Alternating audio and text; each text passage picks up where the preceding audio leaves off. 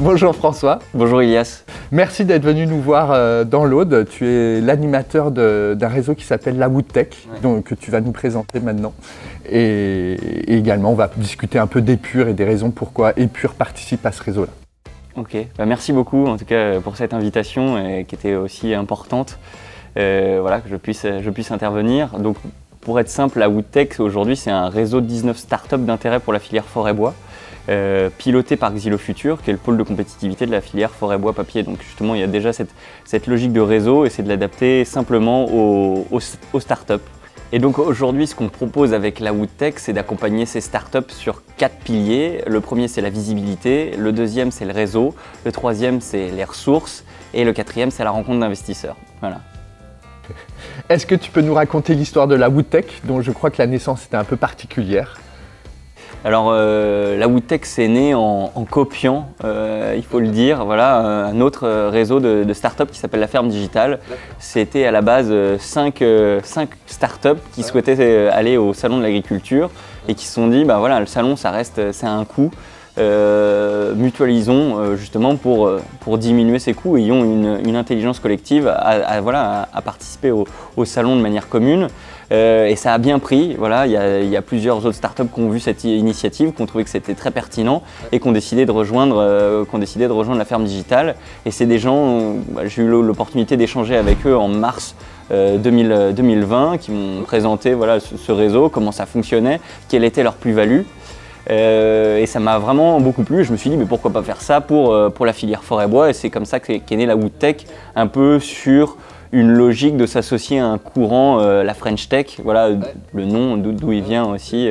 Voilà, Et après, voilà, je pense que j'ai été assez persuadé par l'idée et j'ai eu l'opportunité de finalement proposer cette idée à Xylofutur qui cherchait à mettre en place un réseau ou en tout cas un service start-up.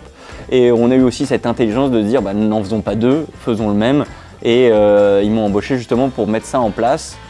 Il faut dire qu'au départ ça n'était pas forcément simple, j'avais juste je pense une présentation PPT et voilà, et j'avais quelques contacts, on avait déjà eu l'occasion de se rencontrer mais voilà, on s'était jamais même vu physiquement, donc je me souviens, donc il a fallu que je t'appelle et que je te dise bon bah voilà j'ai une idée, ça s'appelle la Woodtech, ça va être un réseau de start-up. Est-ce que tu en fais partie? Mais il n'y avait rien de concret derrière, il y avait voilà, juste une proposition que ça allait être bien, voilà, qu'il allait avoir quelque chose derrière, mais il n'y avait rien de concret.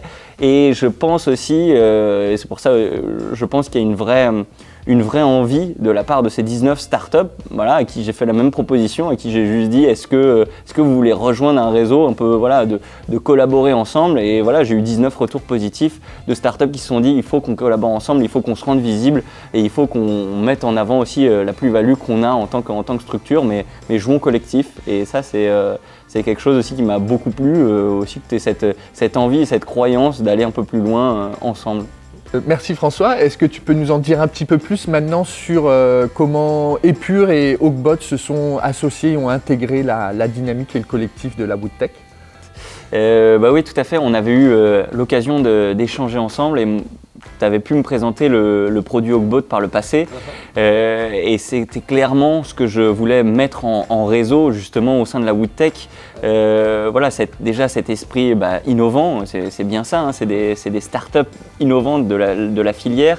Et après, voilà, c'est aussi c'est les bonnes valeurs. C'est Oakbot aujourd'hui, c'est aussi comment on démocratise le numérique auprès des charpentiers. Ça va être sur la productivité, la sécurité et le confort. Et je pense que c'est des choses clairement voilà, que des acteurs doivent amener dans cette filière. Et aujourd'hui, je pense que c'est une vraie plus-value d'avoir Épure à nos côtés et justement de porter des valeurs communes. Donc c'est vraiment un wood-wood, une sorte de win-win mais du bois. Maintenant, et pour conclure, parle-nous un peu de la concrétisation des actions qui vont se mener dans le cadre de la Woodtech. Oui, c'est sûr qu'après il faut partir d'une feuille blanche et arriver à en faire quelque chose de ce réseau-là.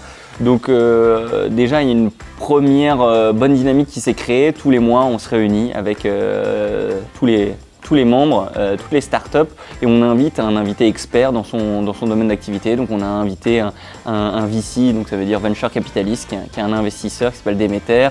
On a invité un spécialiste de la prospection commerciale, un autre sur les réseaux sociaux. Et donc chaque mois, on fait vivre et on apporte des compétences aussi au réseau, et c'est bien l'objectif. Moi, je fais un appel aussi, parce que la WoodTech aujourd'hui c'est 19, ça n'a pas volonté à toujours être 19 structures, c'est ouvert vraiment à toutes les startups d'intérêt de la filière forêt-bois. Donc si je me permets, j'ai un petit appel, toutes les startups, vous êtes invités à rejoindre la WoodTech, en tout cas à en faire partie. Il n'y a qu'une seule chose, est-ce que ça vous branche ?